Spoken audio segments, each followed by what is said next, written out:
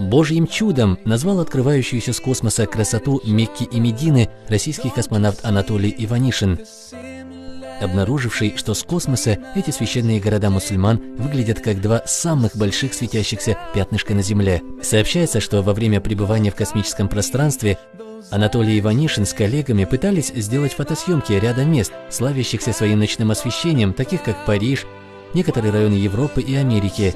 Однако полученные снимки получились нечеткими.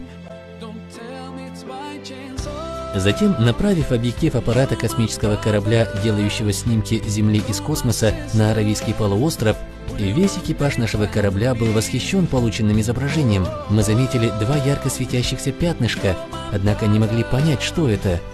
Позже, после того, как были определены координаты местности, эти два удивительных пятнышка Земли оказались двумя священными городами мусульман, отметил Анатолий Иванишин. Наши зрители и сами могут убедиться в словах космонавта. На официальном сайте Роскосмоса Иванишин разместил снимки мировых мегаполисов. К примеру, это снимок ночного Лондона, а это Абу-Даби, Рим и Москва. А вот так выглядят из космоса города мусульман: священная Мекка и лучезарная Медина. На встрече с саудовскими студентами в Рияде космонавт Иванишин рассказал, что фотографирование земной поверхности из космоса ночью оказывает ни с чем не сравнимый эффект. Было удивительно узнать, что Мекка и Медина сияют ярче всех остальных городов мира. Это был захватывающий спектакль, которого я раньше никогда не видел, рассказал Иванишин.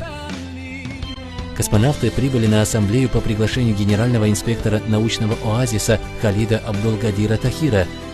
Тахир со своей стороны сказал, что наблюдения российских космонавтов вдохновляют с духовной точки зрения. Они отражают тот факт, что ярче всех городов мира, видимых из космоса, сияют священная Мекка и лучезарная Медина.